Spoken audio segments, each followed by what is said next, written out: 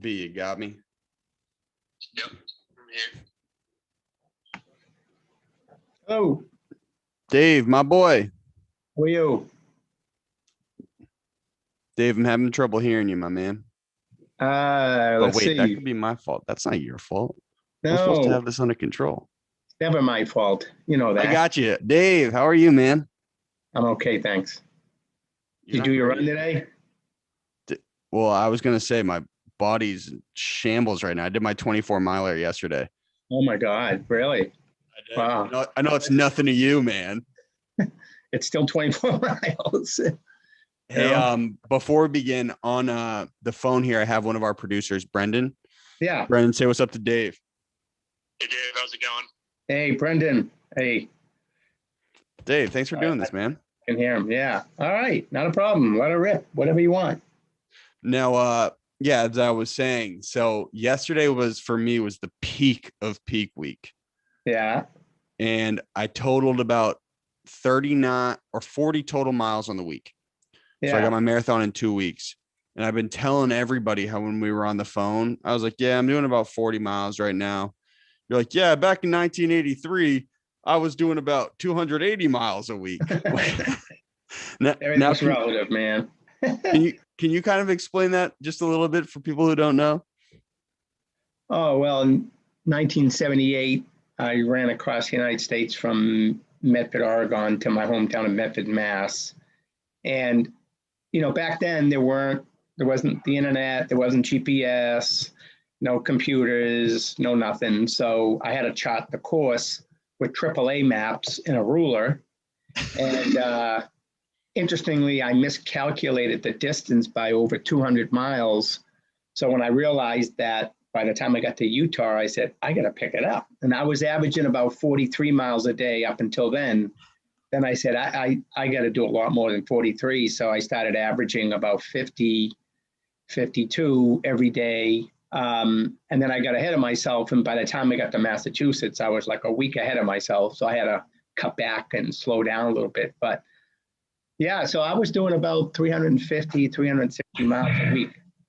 Now, how did you break that up? You did a marathon in the morning, marathon in the night, or? No, I broke it up into smaller pieces. I would run 10-mile splits. So every morning I had a 3 guys with me in a motorhome. So every morning we get up at 5:30 and I'd be on the road at 6:30. They would wait 45 minutes and then they would take off. And then they'd see me at about an hour into my run. And then they'd go to the 10-mile point. And then when I'd see the motorhome, that's when I knew I had done the 10. So I get in the motorhome, got something to drink, stretched, was in there for maybe 15 minutes, and then went back out and did another 10, another 10. And that's how I did it. So I did 10-mile splits, like 5 of them every day. Now, sorry, before we move on, can you just give a quick synopsis of who you are and what you do, just so people know?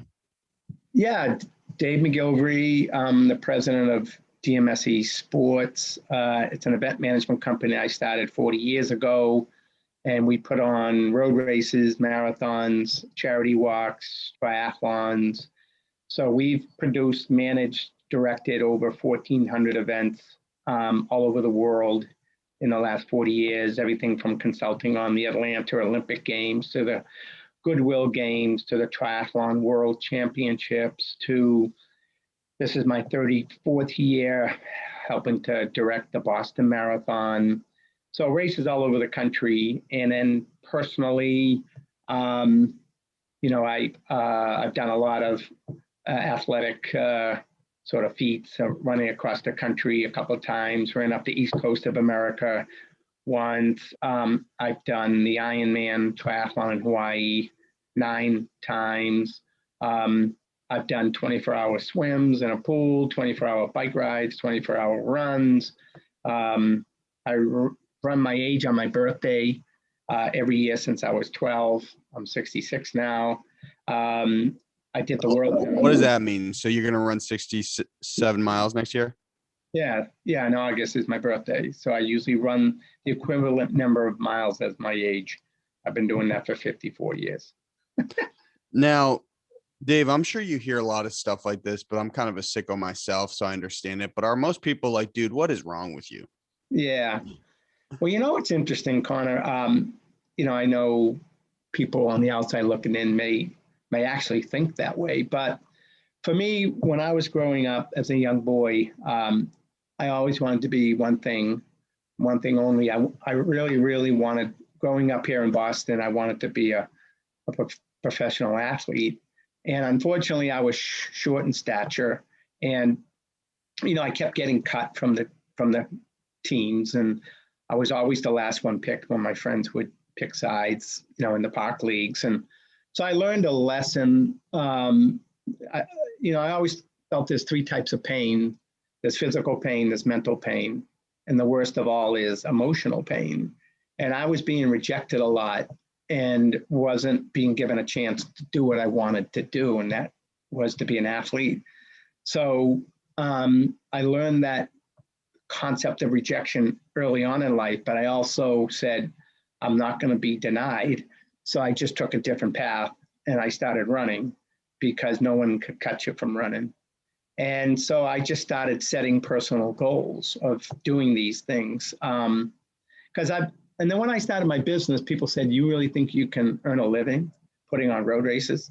I said, well, that's where you're wrong. And they said, what do you mean?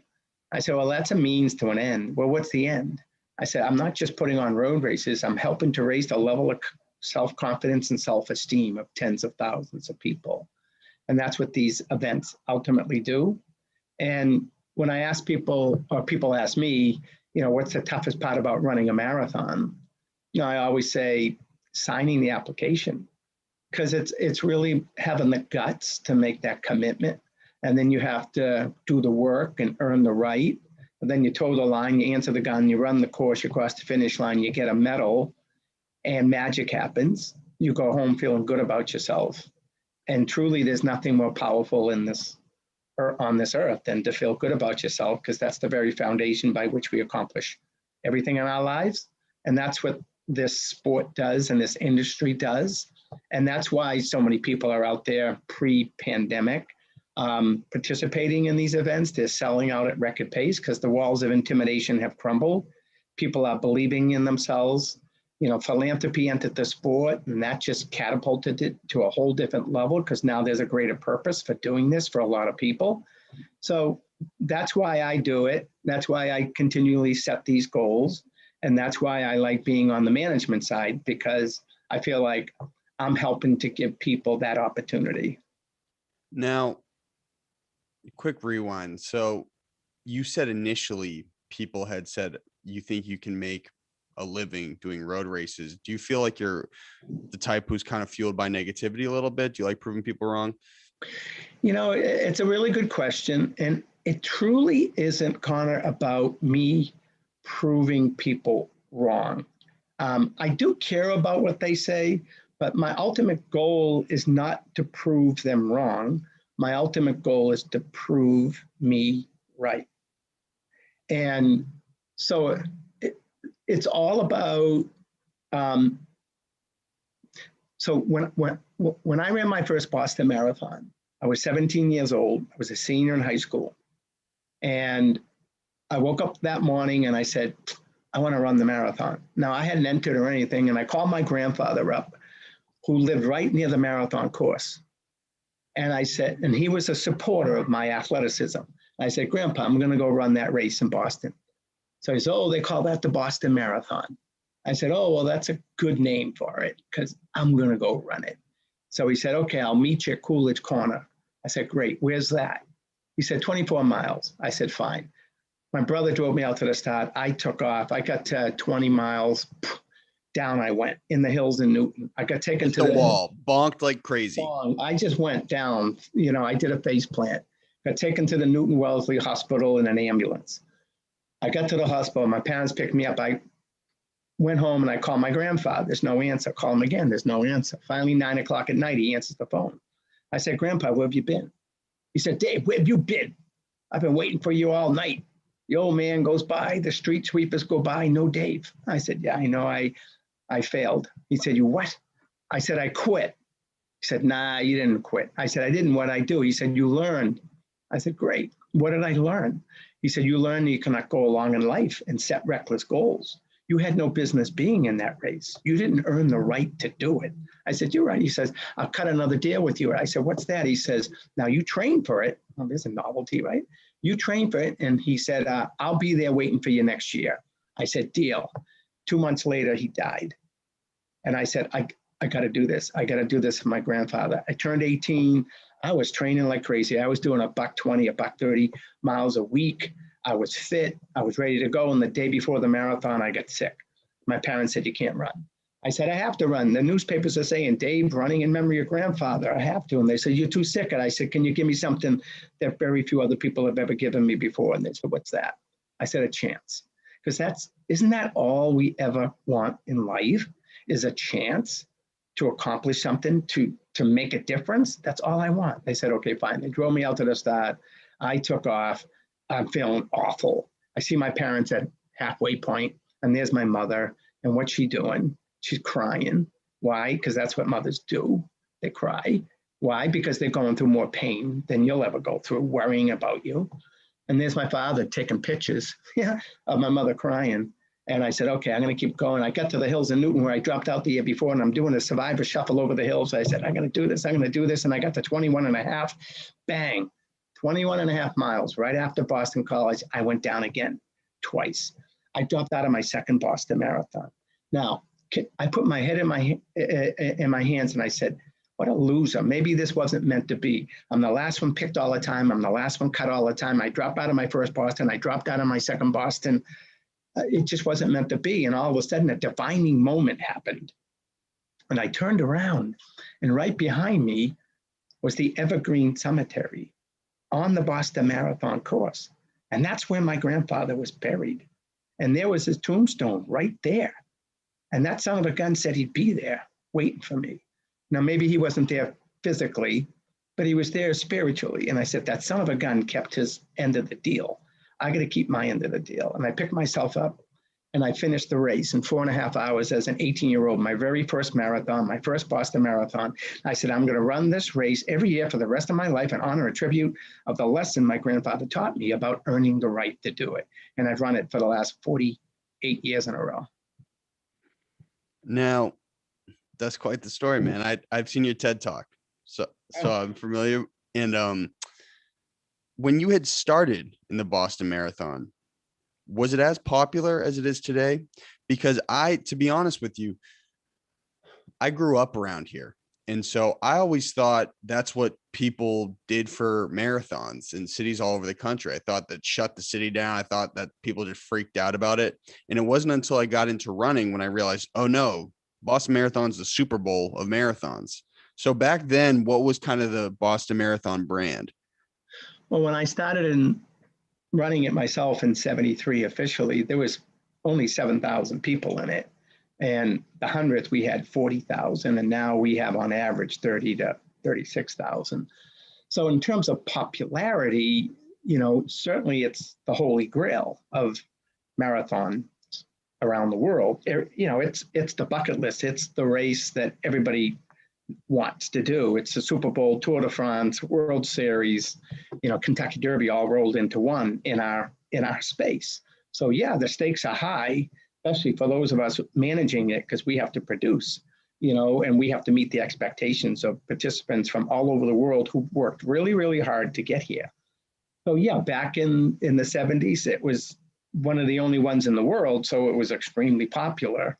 And then, like I said, once philanthropy entered, and then it really took off, because now, just this past year, we raised over $39 million.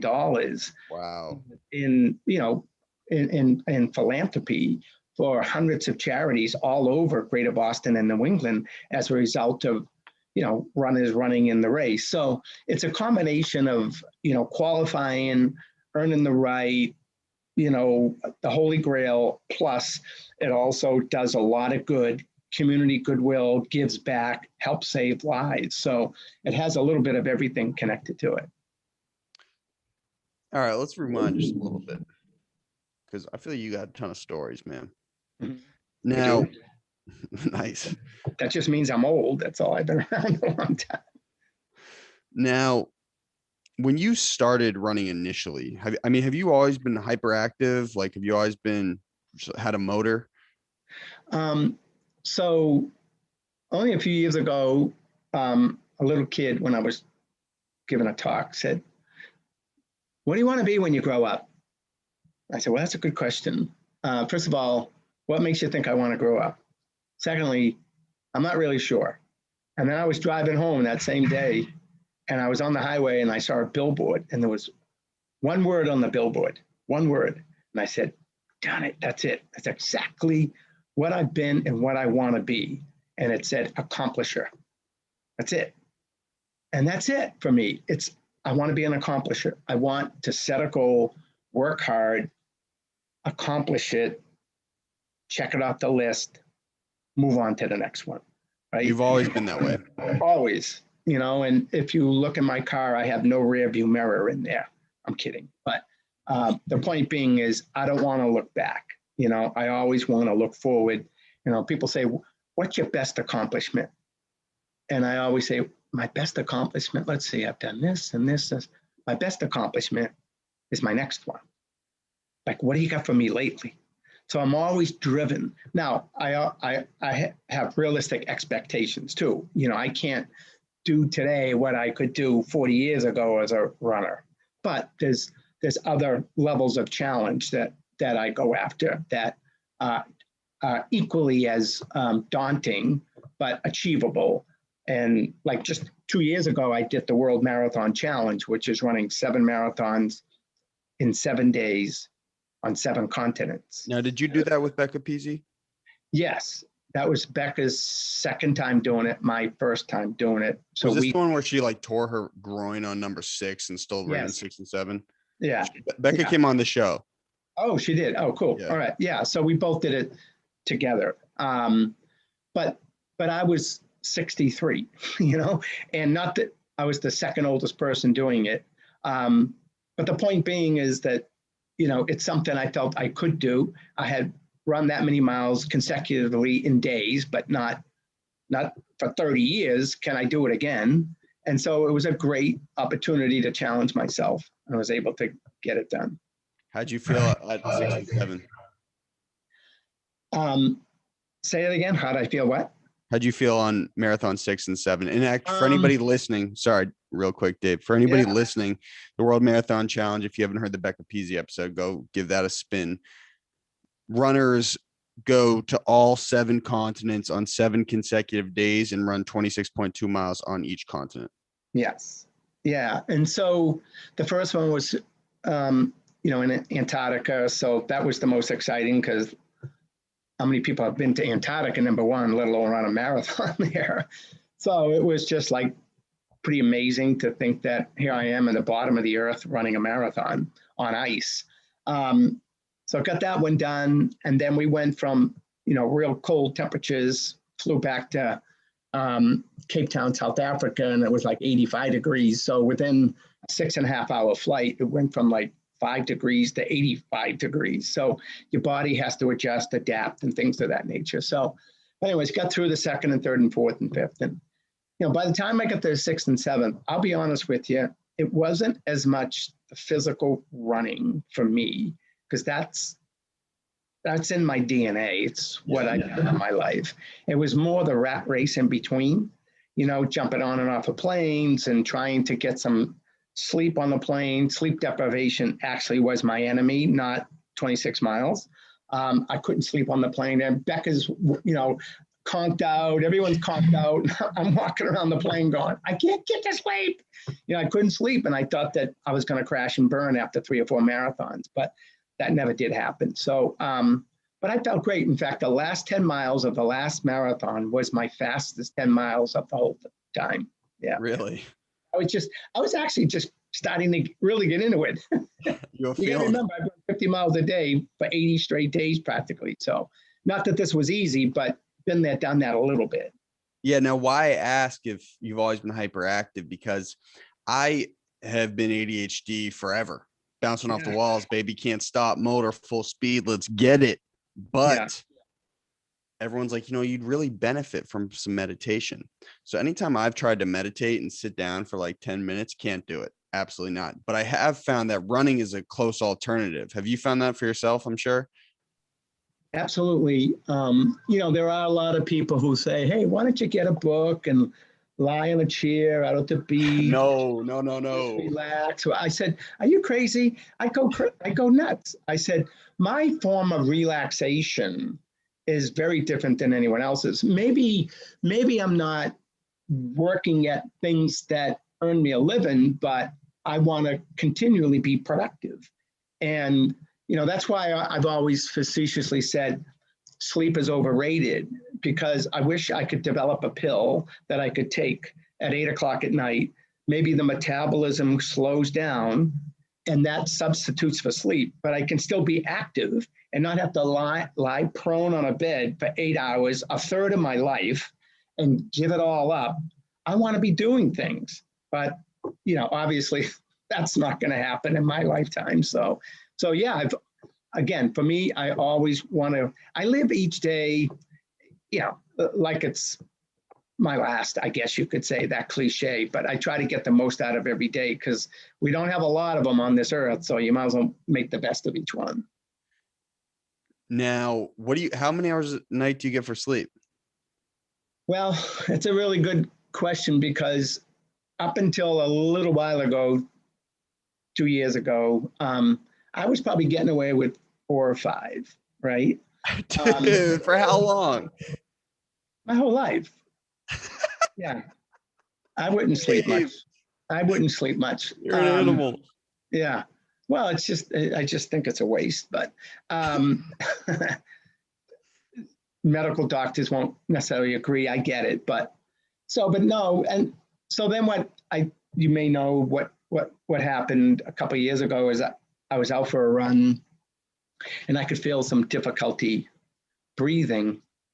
And I thought, what the heck, was it something I ate or something I did? Did I get up on the wrong side of the bed? Did I tie my shoelaces too tight? What's going on here? And I couldn't figure it out, and it persisted and persisted and persisted. And I said, I better do something about this.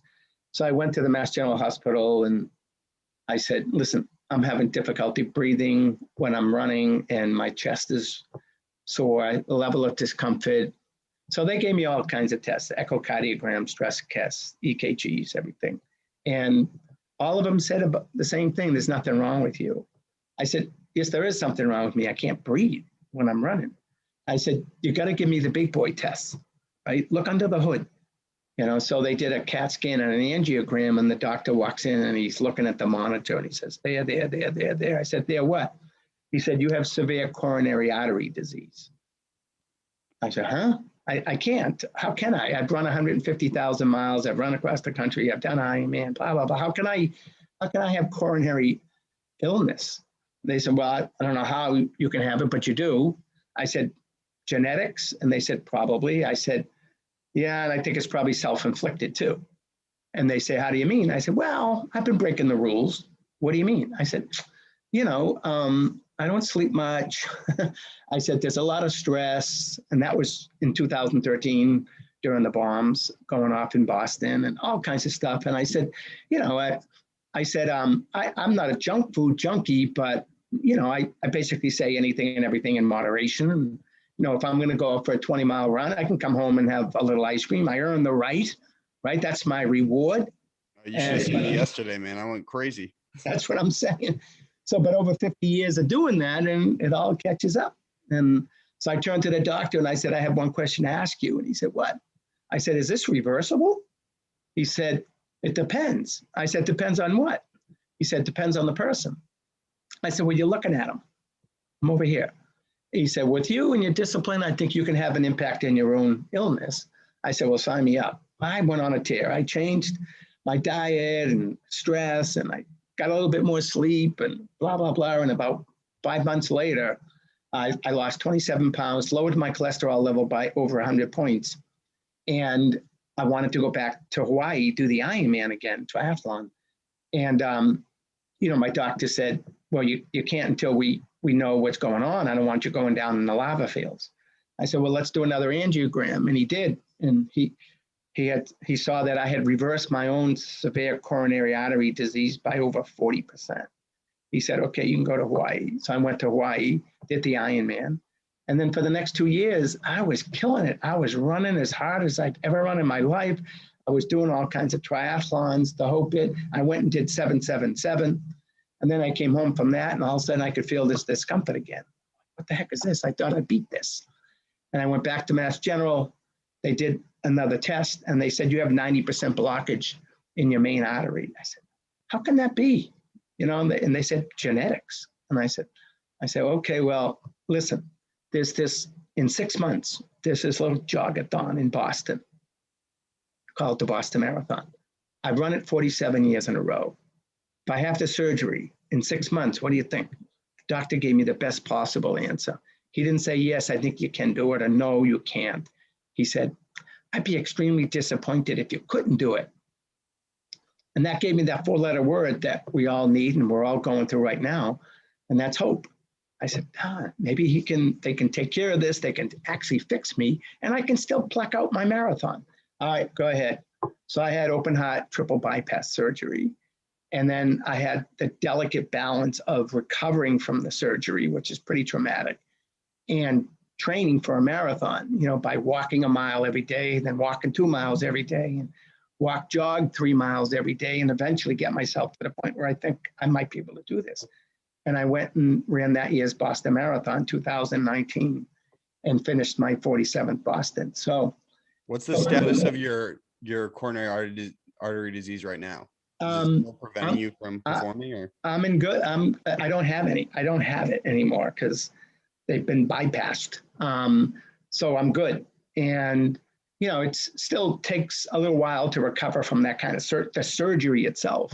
My illness has been sort of addressed, but to address it, they had to do some damage, and I'm still recovering from that a little bit. But I'm out there running every single day. Since the surgery, I've run 7 marathons. So I'm doing pretty good. My breathing problem has totally gone away. So I was looking forward to last year competing in a lot of races, and there were none to direct or compete. And so I'm looking forward towards the fall of this coming year, and maybe there'll be something we can all enjoy and participate in. And you're doing a marathon in 2 weeks in Louisiana. 13 days. The taper starts today. Holy cow. Now, question for you. COVID hits. You're such a workaholic animal. Did you just lose your mind this past year, not having anything to do for a little bit, or? Somewhat. You know, but you can't just fold your tent and quit, right? I didn't as a kid, and you got to find a different path, right? So for us, you know, when COVID came, I had 35 events that we were ready to manage. We're going to have a banner year, best year in 40 years, races in San Diego, Green Bay, Maryland, all over the country. We were looking really good, really strong, had a staff of 10 full-time people, about 80 independent contractors, consultants. Everything was great. And then one by one, they all went over the cliff. So now I'm saying, I just went from a thriving business to zero. I mean, zero. So I said, well, all right, put your big boy pants on again and think about this. People are dying. People are sick. You lost a couple of road races, you know, get your act together. What's your skill set? It's transferable. Figure it out. So we did. And so we did some drive-in movies, outdoor drive-in movies. We did outdoor graduations for schools, organized them. We did some COVID test sites, brought our equipment and set them all up. We did rented our equipment to restaurants for outdoor dining. We did some virtual races and stuff. So we kept a pulse for the summer and the fall, and then all of a sudden the winter came. All that went away, and I'm like, 2021 doesn't look too promising either here, folks. What are we going to do? I had to lay off half my staff. But I said, we still got to hang in there, guys. We can't hibernate. We can't just go out of business. So all of a sudden we get a call from a company called CIC Health in Cambridge, and they were retained by the Commonwealth of Massachusetts to set up 2 mass vaccination sites at Gillette Stadium and Fenway Park. So they called us up saying, hey, we know you're logisticians, you know, you're logistical people, you're ops people. We need you to help us stand up these sites. Sign me up. And so we did. So we've been working with them for a month now, managing the floor, the venue operationally of the Gillette Stadium site, where we're doing over 5,000 vaccinations a day now, and Fenway Park, where we're doing 1,200 vaccinations a day. So I went from, you know, it's like feast or famine. I went from no work, no business, nothing, to 10 hours a day, 7 days of work a week, working these vaccination sites. And the best thing about all of it is that we're helping to keep people alive. We're helping to keep people healthy. And we are having an impact in helping to bring our own industry back. So the more people and the faster and the more efficient we can vaccinate people, the sooner we'll be back out on the road running in road races and directing road races. And you're back to work. So let's go. Back to work. Now, what's the status right now in terms of the vaccination sites? Are things running pretty fluidly or? Yeah, I mean, you know, once they arrive, that we take care of them, and we just, you know, getting kudos left and right, because it's almost like a race. You know, they arrive, you line them up, you send them through the course and make sure they're okay and send them on their way. And that's what we do at road races, and that's what we're doing at the vaccination site. So from our end, it's, you know, it's going extremely smooth. We're opening up the Reggie Lewis Center this coming Thursday, and then we'll probably open up another mass vaccination site in Boston 2 weeks from now. And then we may do some sort of mobile units where we'll go into the neighborhoods and the communities with, you know, vans and buses and motorhomes or whatever, and vaccinate people in their local community. That's the intent. So we'll be doing this for the next 6 months, you know, so, and I'm good with that, you know, because it's good work, it's important work. And like I said, it's going to help just bring our own industry back. But you must be pumped about getting the marathon back up and running in October. Yeah. So actually, Dave, before we get into that, can you just describe a little bit what your job is specifically for the marathon? What do you do? Yeah. What your day-to-day is like when it's marathon time, marathon season? Well, I was hired 34 years ago, right after the 1987 marathon, where there were some issues at the start of the race. The gun fired, and there was still a rope that was left up that officials were holding, and the gun sort of fired prematurely before people get out of the way, and runners started tripping and all that. And somebody said, hey, we should probably hire someone to take care of this stuff next year. So they hired me, and all I did was remove the rope, put a human chain of people, and I've had the job ever since. That's about it. No, I'm kidding. But that's what I did do at the time. So for me, it started out at the start, you know, working that and trying to make that more efficient. And then it just morphed into the course and the finish and everything else. And then I became the actual race director. When people say, what do you do for the marathon? I say, well, I'm sort of a caretaker. What do you mean? I said, well, it was here way before I was born, and it'll be here way after I'm gone. I'm just taking care of it for a while. Right? It doesn't change too much from year to year, sort of. But truly, when they asked me, so you're the race director, and I said, yeah, but now I'm more like a conductor, like of an orchestra. What's that? You're the CEO of the race. Well, yeah, you know, operations more than anything. And, you know, my best talent is surrounding myself with people who are smarter than me, right? So you get the team together, you delegate, you trust, but verify, you know, and you just make sure that everything is going well, like a conductor would. You communicate well. And that's generally speaking, my job now is helping to manage the organizing committee, which is about 110 people in various segments of the race. And we inspect it, and then we try to improve upon it. So with this year, or last year, obviously the race went virtual because of the pandemic. This year was supposed to happen. Yeah, this year was obviously supposed to happen again in April, but it was postponed till October.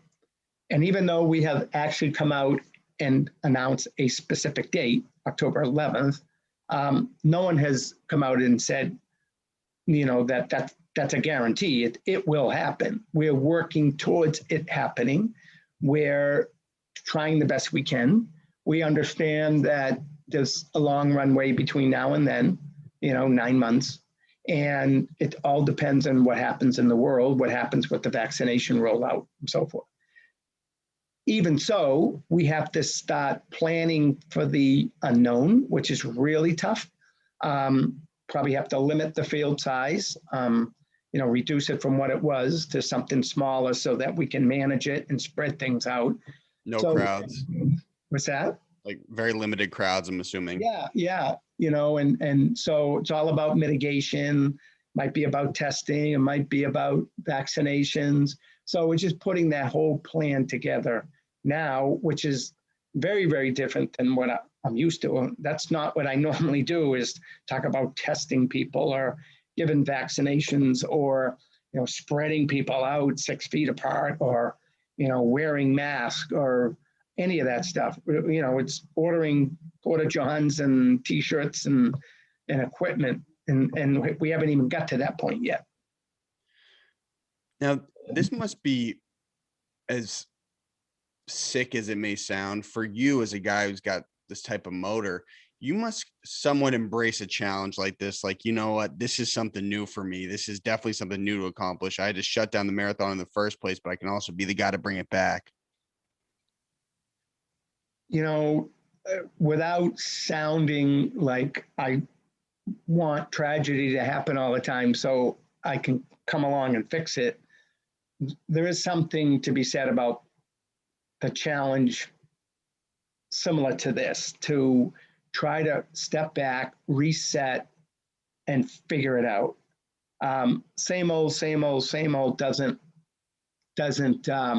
excite me a lot.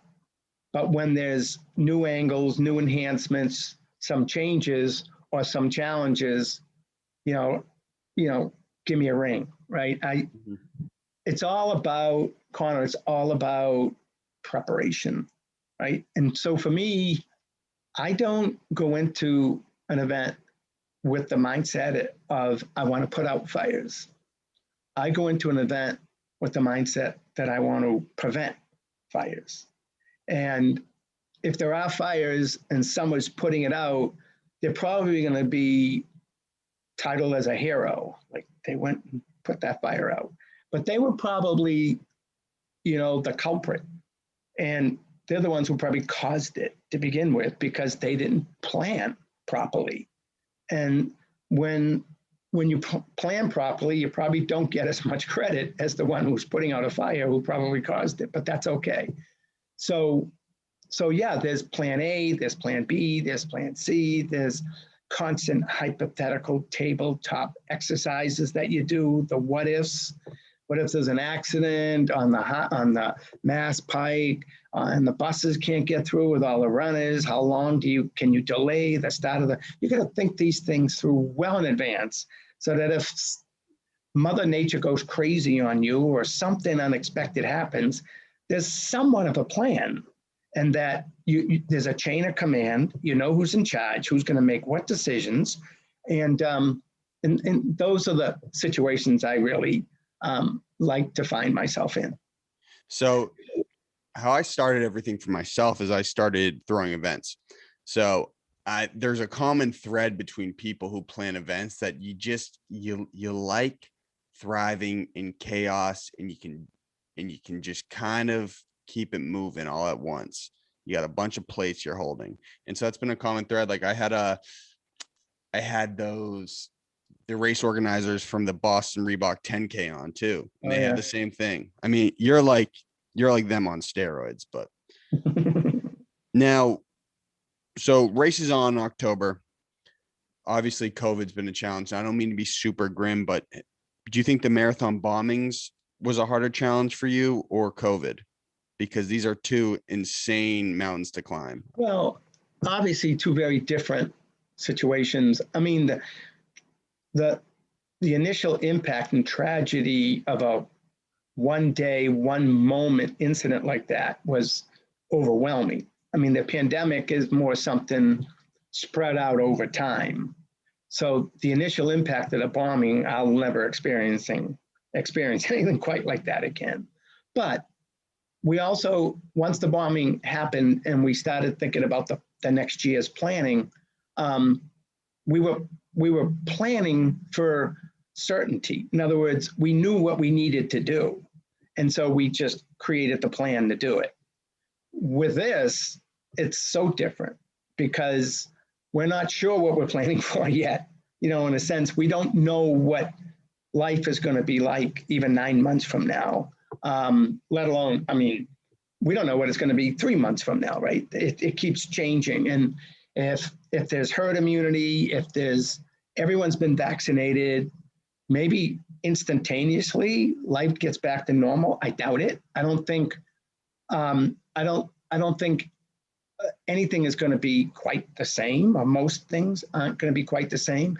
There'll probably be a little bit of the fear factor for some people, like, well, I'm going to stay away this time and I'll sit on the sidelines, see how everything goes, and next year I'll be back. I don't know what the reaction is going to be by participants, by volunteers, by spectators, by the cities and towns.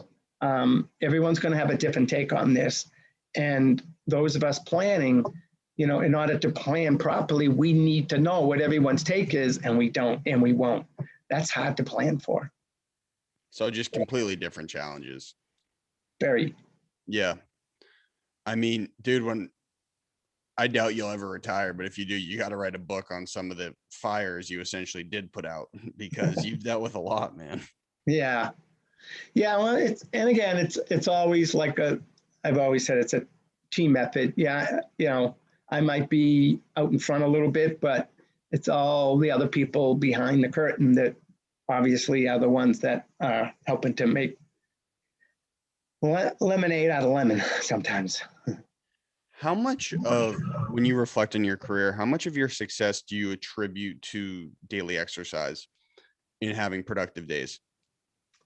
I almost say the majority of it, to be quite honest with you. You put that in pretty good perspective. Again, I typically work out in the morning because it makes me feel good for the rest of the day that I was able to get some exercise in. Way back when, before my open heart surgery, sometimes I'd feel a little guilty going out the door, working out, because I almost felt like it was selfish. I was leaving my family, my kids behind. I was doing these crazy events. But now I think just the opposite. And I really feel that by taking care of myself, there's nothing more important in life. The most important person in the world should be yourself to you, because if you take care of yourself, then you don't burden anyone else to have to do it for you, and you put yourself in a position where you can help somebody else. So that's a valuable lesson that I learned, especially since my surgery. I have a whole new mission now, and my mission is this.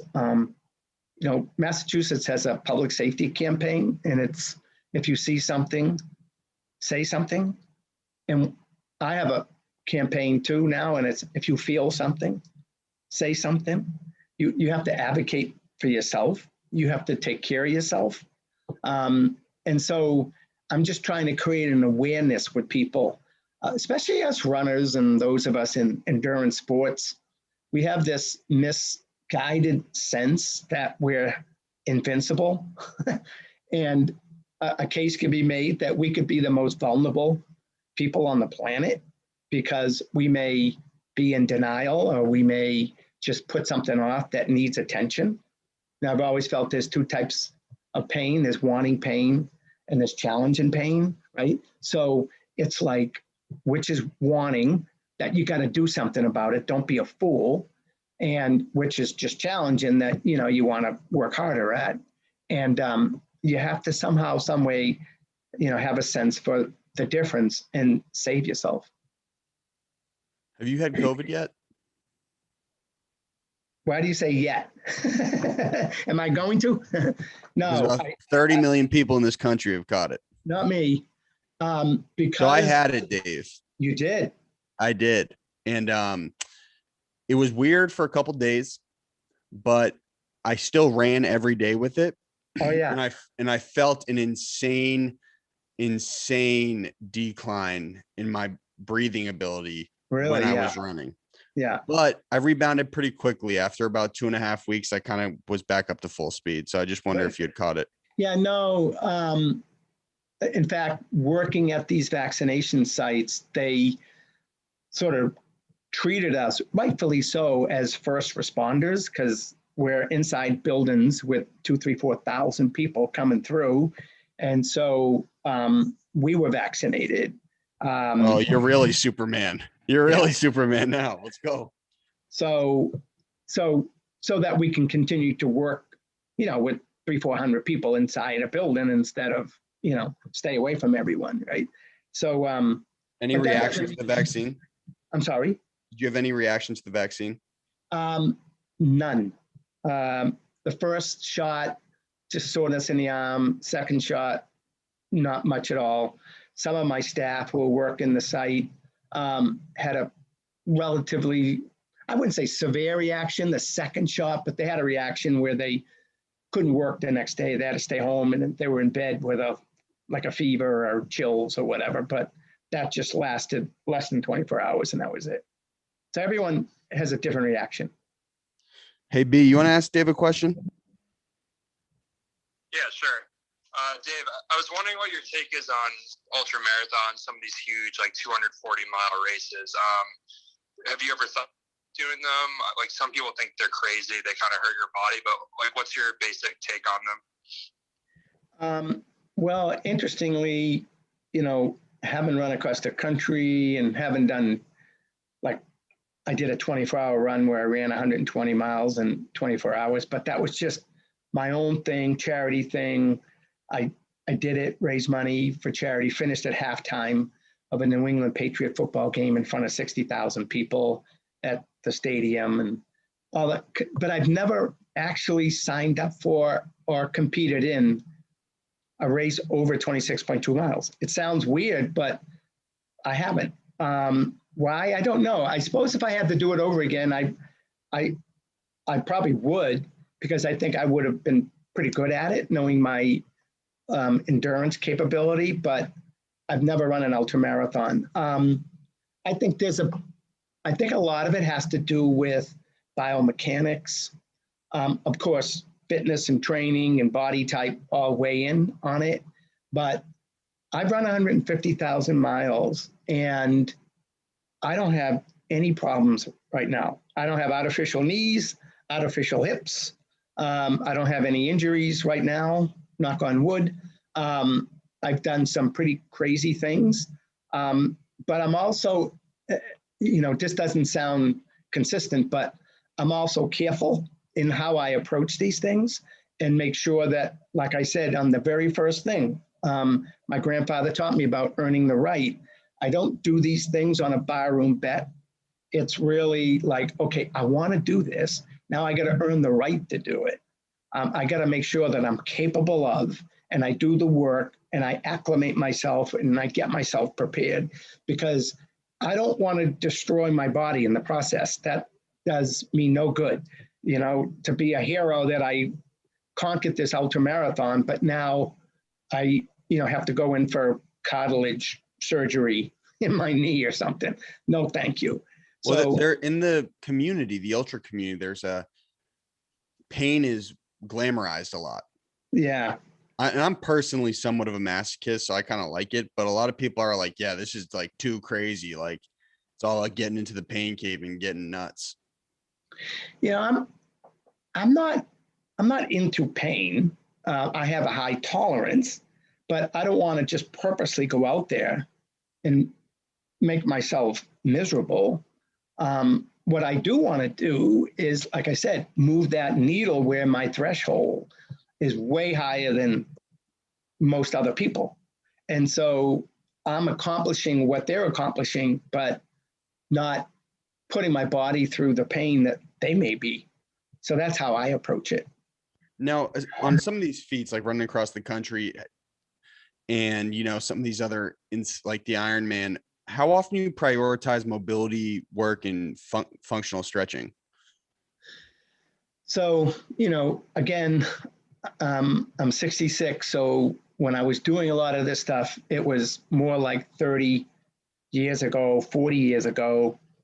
And we didn't know then everything that runners today know now, right? And so there wasn't a lot of that going on. There wasn't like a lot of stretching, a lot of yoga, there wasn't all the equipment that they have today, all the toys, all the technology. It was pretty down and dirty. The footwear was just, I was going to say, yeah, what were you doing for shoes? Just, Asics, flats with no heel counters, no durometer, no heel height, no nothing, but sometimes I look at those times and I didn't get injured much back then, even though I was doing, some pretty 120, 130 mile weeks back to back training wise and stuff. But, and now you have all these gizmos and people, people are getting injured left and right. You wonder if the high technology stuff is actually counterproductive and making it worse. I don't know, but lucky for me that I was able to stay away from any kind of debilitating injuries back then. But no, that's truly amazing. Yeah, it is. And I didn't do what I would say a lot of stretching. I do more now than ever, only because I'm so tight now. I do more stretching after I run than I do before. I feel like if I stretch too much before, I'm gonna hurt myself. I'm gonna pull something. I'm gonna overstretch and then forget it. Whereas after I'm done, I feel like the body's warmed up. I'm more flexible. I can get a better stretch. So I'm more of a fan of after than post run than pre-run. I hear you. So, you having a good time, man? Awesome. Does it ever? I'll be honest. This is like the least hyper part of my day. Normally, is sitting down for a Zoom call like this. Are you like itching to get up and go do something? No, I'm okay. I did my run. I actually got a massage this morning, so I'm feeling really good. What'd you do for a run today? I did 7. Whereabouts? Just on the streets? You go through the trails? I have a whole bunch of set routes around here, depending on, I'm not really training for anything right now. Well, you're training for life. I'm training. Well, yeah, but I'm actually training for Boston in April. Even though the marathon isn't scheduled for April, last year I ran around my neighborhood on Patriots Day because that's what I've done for 47 years. So I did it for the 48th year on Patriots Day. And then I did the virtual Boston Marathon because that's the one that actually counted. So I did that one around my neighborhood. And then a week after I did the virtual Boston Marathon, I was scratching my head saying, wait a minute, I haven't run from Hopkinton to Boston yet at all this year. And I've done that every year for the last 47 years. So I drove to Hopkinton, parked my car, and ran the course. So you ran the Boston 3 times. I ran Boston 3 times last year. Who cares?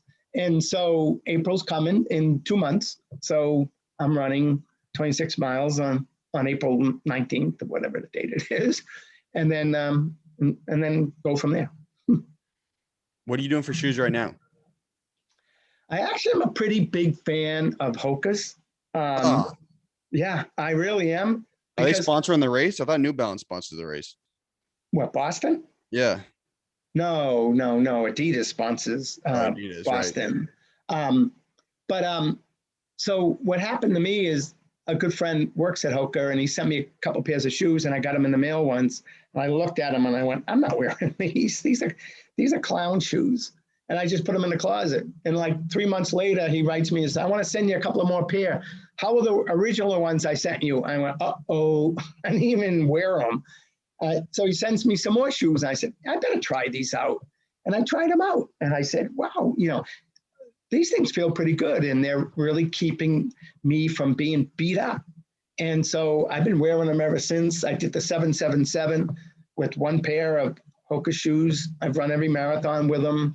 So to each his own. What are they, Carbon X's? Do you know the model? Mine? No, mine are the not the Bondies. Clifton's, Clifton Fives. The Clifton Fives I really like. And again, you know, when people say, well, what do you recommend for shoes? I said, I recommend you go to a specialty store, meet with the clerk, you know, have them do an analysis of your gait cycle and what you got. Do you pronate? Do you supinate? Do you this? Do you that? Your heel strike or toe strike? Because these shoes are all built for different abnormalities and how, again, biomechanically, how you're structured, and you'll find something that's best for you. But there's no such thing as one best running shoe out there on the planet. It doesn't exist. Yeah. Yeah. I have the Saucony Endorphin Pros. I really like cool. That's great. They're great. They're a Boston company too. I worked for Saucony for 5 years. I was their national director of promotions right when I got done from running across the country. I opened up an athletic footwear and clothing store. Then I started putting on events to promote the store, realized I like putting on events more than shoes on people's feet. And then Saucony offered me a job and I went to work for them for 5 years. It was pretty cool.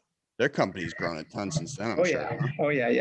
A lot of, because they used to make the bowling shoes, the hide bowling shoes, the spot built shoes for basketball and football. I used to work with people like Kyle Yastrzemski and O.J. Simpson and George Scott from the Red Sox, and just all people like, it was pretty cool.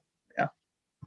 Now, as a traditionalist in the running community, do you do any intra-run nutrition? You do any like goos or salts or anything like that?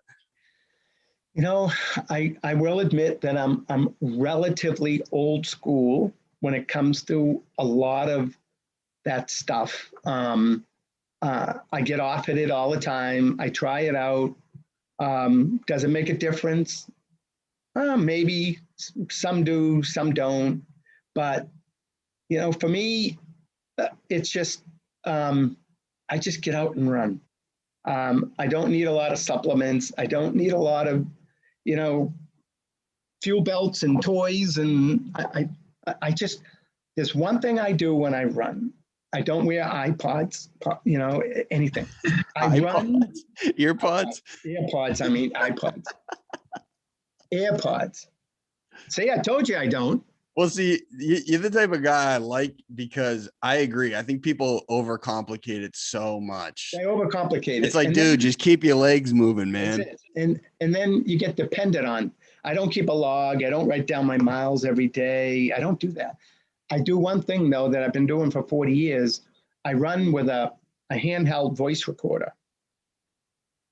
And because I feel like when I'm out running, that's when I'm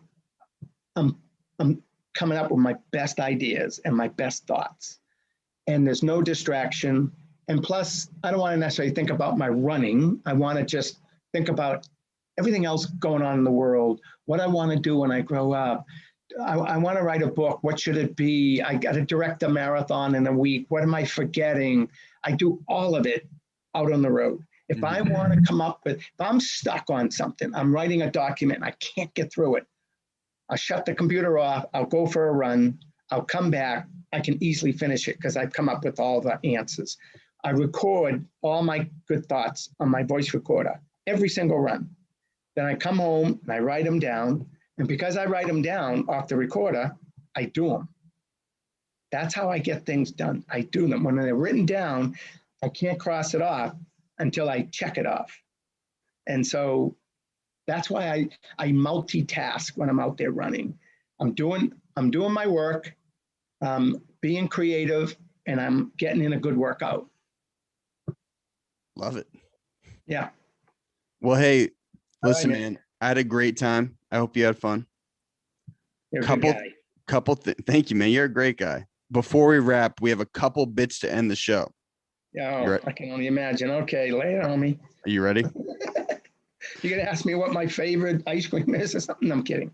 So, number one, I'm releasing a movie in the spring. You are?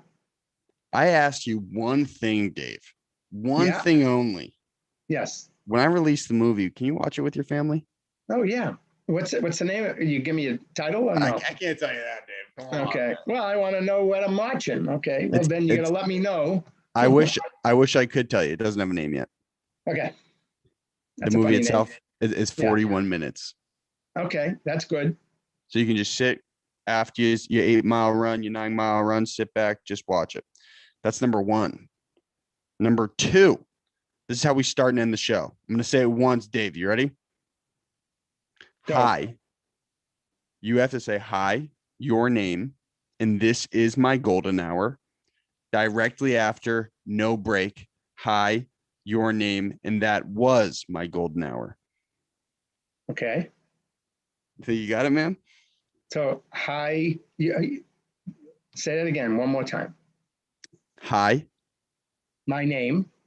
Don't write it down. Come on. Why? Dave. I'm writing it down. I'm Nah, not messing up. I can't cheat. Hi. Oh, that's your, cheating? Hi, your name, and this is my golden hour. Directly after, no break. Hi, your name, and that was my golden hour. Oh, that was. Okay. Okay. Do that now? Yeah, whenever you're ready, man. Okay. Hi, this is Dave McGillivray's, and this is my golden hour. Hi, this is Dave McGillivray's, and that was my golden hour. Well executed, but you cheated. Okay. Hey, be Dave, the first time. All right. Question for you. Do you ever run in groups? Because I'd love to do a run with you sometime soon, man. If not, you can stiff arm me. It's fine. Well, no, I typically don't. If I do, it's only like Saturday mornings down the block with this local running club. But very rare do I run with, very rare. But we can run together sometime, but not necessarily with a group. Yeah. Me, you, and Becca. I'd love to do one. It'd be fun. Yeah. Well, feel free to try to arrange it, and that'd be great. I think she's running across the U.S. soon, isn't she? Well, she has it on her bucket list to do it. And I think it was going to be this year, but given everything going on, so I don't know where it is on her calendar anymore. I don't know where she's put it off till. Yeah. All right, my man. Well, hey, thank you so much for your time. Very good. Be in touch.